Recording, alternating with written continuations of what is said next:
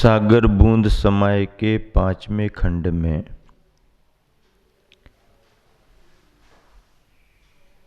संतुलित और सधे हुए बोध वाक्य आपके बीच रखे जा रहे हैं।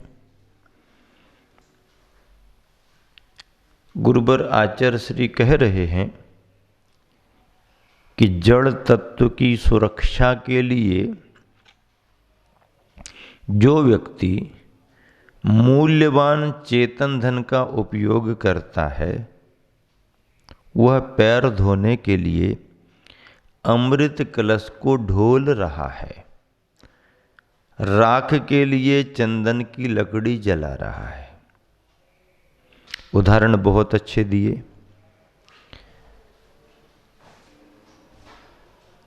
संदेश ये है कि जड़ तत्व की सुरक्षा के लिए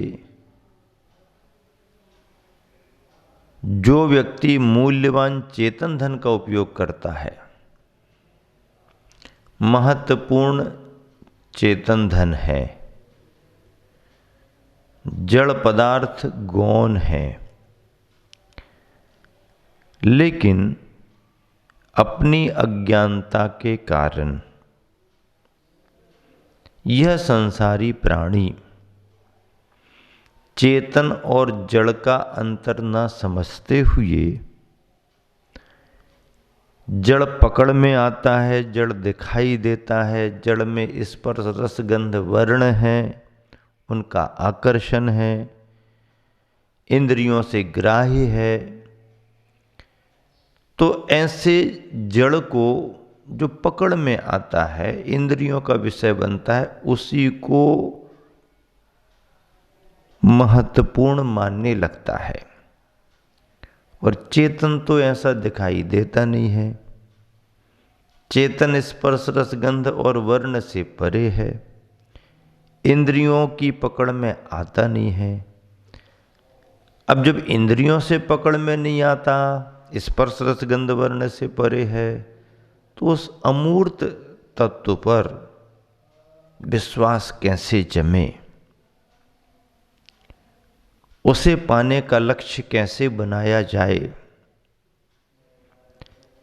जिस किसी विरली भव्य आत्मा को ये भेद विज्ञान हो जाए, जड़ भिन्न है, चेतन भिन्न है, जड़ का स्वभाव अलग है, चेतन का स्वभाव अलग है, चेतन हमारा अपना तत्व है, जड़ सांयोगिक पदार्थ है, ऐसा यदि भेद विज्ञान हो गया तो वह जड़ से बच करके चेतन धन की रक्षा करने लगता है।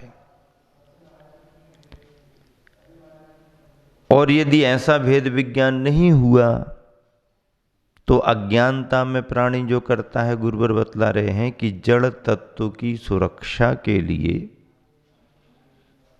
फिर व्यक्ति मूल्यवान चेतन धन का उपयोग करता है, कर रहा है। और ऐसी स्थिति यदि किसी की बनी तो ये समझ लो कि वह पैर धोने के लिए अमृत कलश ढोल रहा है। पैरों में धूल लग गई, थोड़ी सी कीचड़ लग गया थोड़ा सा। अब इसको साफ करने के लिए क्या करें?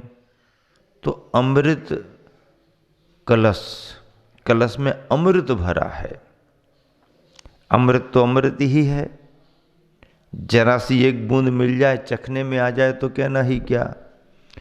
अरे चखना तो दूर, अमृत को पीना तो दूर, पीने योग्य अमृत से पैर धो रहा है। पैर तो गंदे संदे पानी से भी धोया जा सकता है, पैर तो सामान्य पानी से भी धुल सकते हैं। लेकिन अज्ञानता तो देखो कि जो अमृत सभी को प्राप्त नहीं होता, ऐसा अमृत पैर धोने में ले रहा है।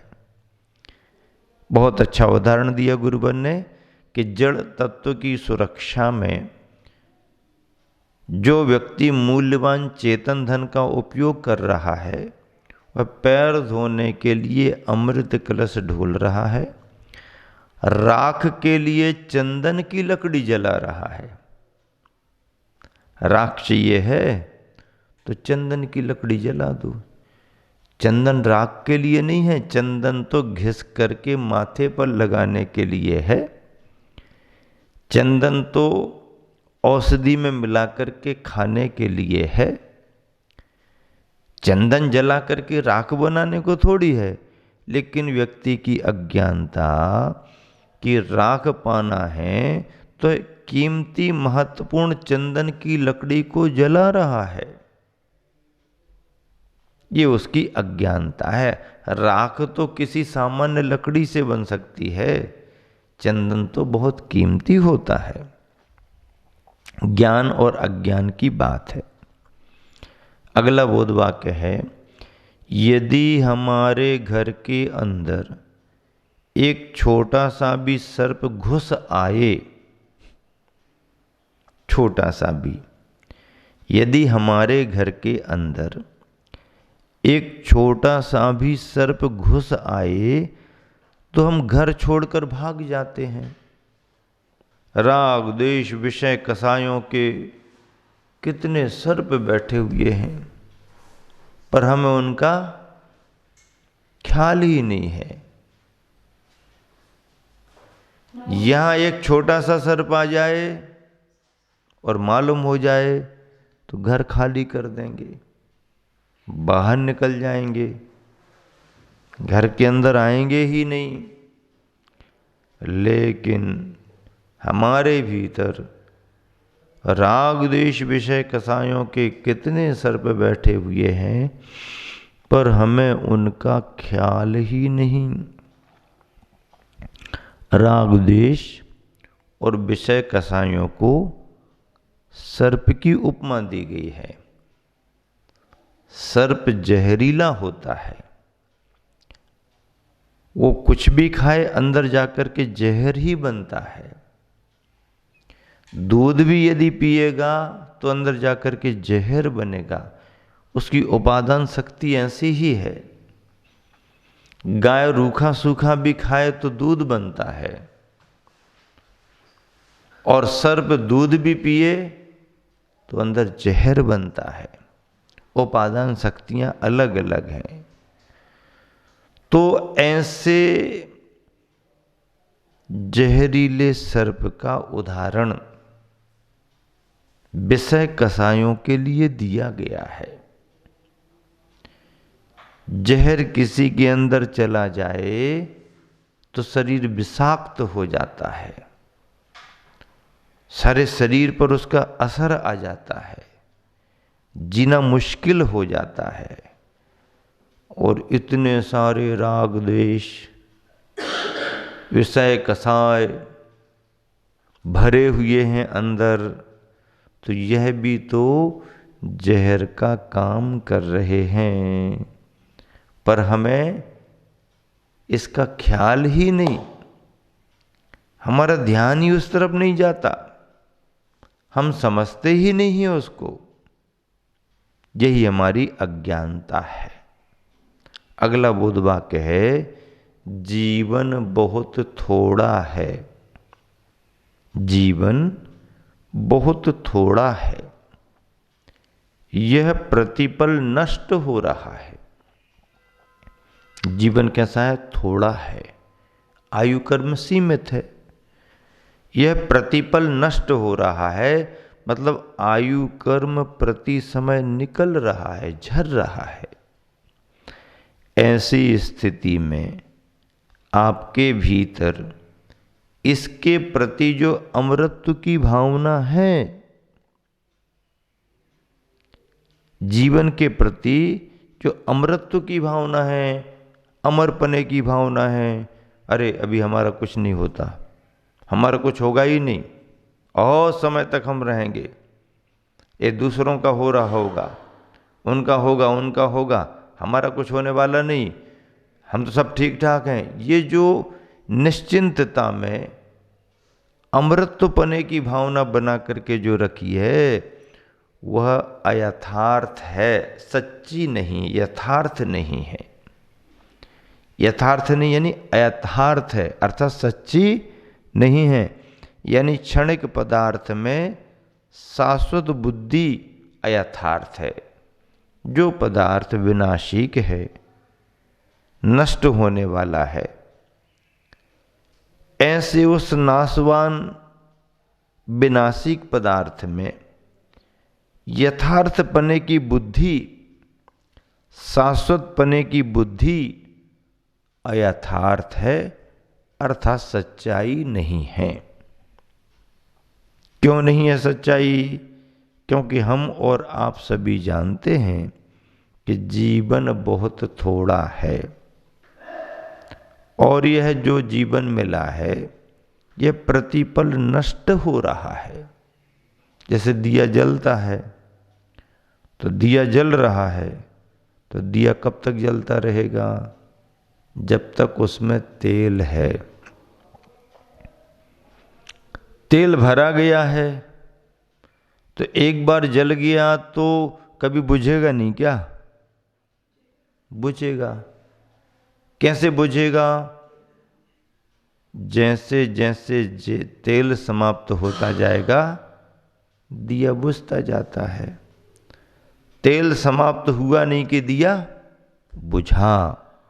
अरे कभी कभी तो स्थिति ये भी आ जाती है कि जो दिया उतने तेल में घंटे 2 घंटे आराम से आसानी से जल सकता, यदि कोई मिस्टेक आ जाए उसमें, भड़कने लगे, फड़कने लगे, जल्दी जल्दी यदि तेल जलने लगे तो घंटे 2 घंटे जलने वाला दिया भी 5 मिनट, 2 मिनट, 10 मिनट में भी खत्म हो जाता है। इसी का मतलब ये है कि जीवन प्रति क्षण विनाश को प्राप्त हो रहा है, नाशवान है, क्षण भंगुर है। आचार्य महाराज कहते हैं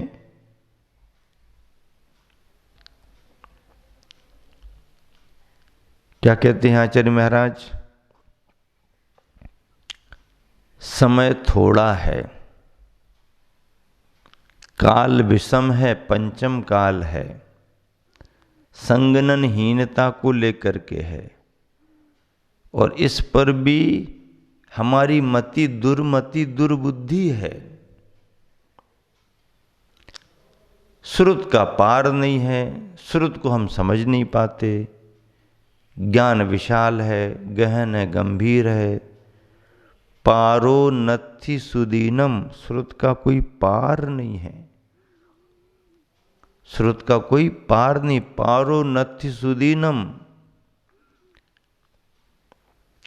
कालो थो, समय थोड़ा है। वयम च दुम्मेहा, उस पर भी हम दुर्मेध दुर्बुद्धि हैं। अब ऐसी अवस्था में क्या करें? ज्ञान तो बहुत है,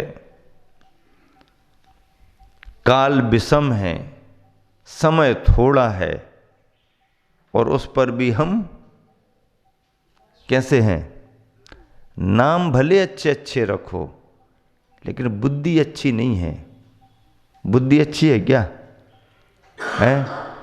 नाम अच्छे, महाराज जी अच्छा नाम रखो, बढ़िया नाम रखो, छांट करके नाम रखना। अच्छा, क्या नाम रख दें? अच्छे से अच्छा नाम रखो, रखवा लो नाम। तो नाम तो अच्छे से अच्छा रखवा लो, उससे पूछो भी तो कि नाम के अनुरूप कुछ काम करोगे कि नहीं। महाराज नाम तो भी अच्छा रख दो, ठीक है, महाराज जियों से नाम रखवा लो, माता जियों से रखवा लो, तो फिर भी नाम अच्छे रखे जाते हैं। और यदि आपने ही नाम रखना शुरू कर दिए तो उन नामों के कोई अर्थ ही नहीं निकलते। हाँ, बस एक ही ऐसा मन रहता है कि बिल्कुल किसी दूसरे का नाम नहीं होना चाहिए, बस। हाँ, कहीं ये सुनने को ना मिल जाए कि ये नाम दूसरे का रखा गया, ऐसा। भले तोड़ ताड़ करके कैसे ही बना देंगे, लेकिन नाम नया होना। हाँ, नाम नया होना। भले तोड़ ताड़ के, टांग खींच करके, हाथ खींच करके कोई भी डिजाइन बना दें उसकी, लेकिन नाम नया होना। इस चक्कर में लोग नाम भी सही नहीं रख पाते हैं और उन नामों के अर्थ भी नहीं निकलते हैं। नाम अच्छे होना, अच्छे नामों का अच्छा प्रभाव पड़ता है। तो नाम अच्छा होना, काम भी अच्छा होना, भाव भी अच्छे होना। दुर्बुद्धि दुर्मेधा कहा है। पारो नत्य सुदीनम कालो थो, काल समय थोड़ा सा है। नहीं नहीं बहुत है महाराज जी, समय तो पूरी घड़ी हमने अपने हाथ में बांध ली। आपने अपने हाथ में घड़ी बांध ली, लेकिन घड़ी आपसे बंधी हुई नहीं है। आपने घड़ी को अपने हाथ में बांध लिया है, आपने घड़ी को अपने हाथ में बांध लिया है, लेकिन काल की घड़ी आपसे बंधी हुई नहीं है। समय की घड़ी आपसे बंधी हुई नहीं है। आपने घड़ी को बांधा ये बात अलग है, पर घड़ी बंद करके भी अपने प्रवाह में स्वतंत्र है।